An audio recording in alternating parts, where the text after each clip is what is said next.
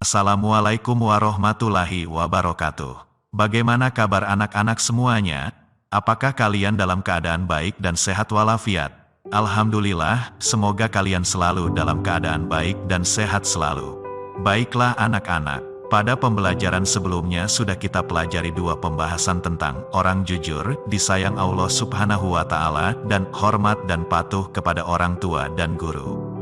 Dan pada pertemuan sekarang ini, kita akan belajar tentang indahnya saling menghargai. Anak-anak, Allah Subhanahu wa Ta'ala menciptakan manusia itu berbagai macam bentuk dan warna. Ada yang putih, ada yang hitam, tinggi, rendah, berambut keriting, dan berambut lurus, semua tidak ada yang serupa. Demikian pula kehidupan manusia, ada yang kaya dan ada yang miskin. Bangsa Indonesia misalnya, terdiri dari beragam suku, agama, dan adat istiadat. Lalu, bagaimana kita hidup di tengah-tengah keberagaman itu?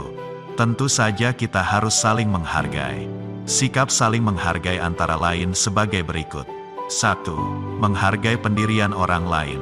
Di dalam agama Islam terdapat sedikit perbedaan dalam pelaksanaan beribadah. Misalnya dalam ibadah sholat subuh, ada yang melakukan doa kunut dan ada yang tidak melakukannya. Semua itu tergantung pada pendirian masing-masing. Pendirian inilah yang harus kita hargai, karena semua ada tuntunannya. Yang terpenting adalah dilaksanakannya sholat subuh sesuai dengan tuntunan Islam yang diyakininya. Mereka yang berkunut dan yang tidak berkunut tetap saja sah sholat subuhnya. 2. Menghargai keyakinan orang lain. Bangsa Indonesia terdiri dari berbagai macam suku dan agama. Selain umat Islam ada yang menganut agama Kristen atau Katolik, Hindu, Buddha, dan Konghucu. Sebagai umat Islam harus tetap teguh pendirian dalam beriman kepada Allah, dan kita hanya menyembah kepada Allah. Kita tidak boleh mengikuti tata cara ibadah agama lain, karena bertentangan dengan ajaran agama Islam. Mereka dipersilakan mengurus tata cara ibadahnya sendiri, dan kaum muslimin pun punya tata cara ibadah sendiri, dan tidak boleh dicampur aduk. Tapi kita juga harus menghormati orang lain yang berbeda agama, tanpa harus mengikuti tata cara ibadah mereka. Sebagaimana firman Allah dalam surat Al-Kafirun ayat 6, yang artinya, untukmu agamamu, dan untukku agamaku. 3. Menghargai pendapat orang lain. Sikap menghargai pendapat berarti sikap menghormati apa yang menjadi pikiran atau usulan orang lain. Sikap ini dapat menciptakan kerukunan. Menghargai pendapat merupakan sikap toleransi terhadap orang lain dengan memberi kesempatan pada yang lain untuk memberikan usulannya. Misalnya dalam belajar kelompok atau diskusi yang dipimpin oleh Ahmad. Masing-masing siswa mengemukakan pendapatnya tentang bagaimana seharusnya bersikap terhadap orang tua.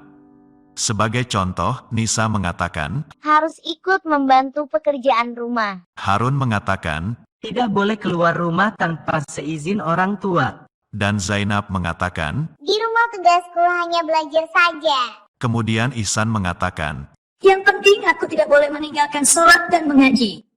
Ahmad sebagai pimpinan diskusi cukup bijaksana.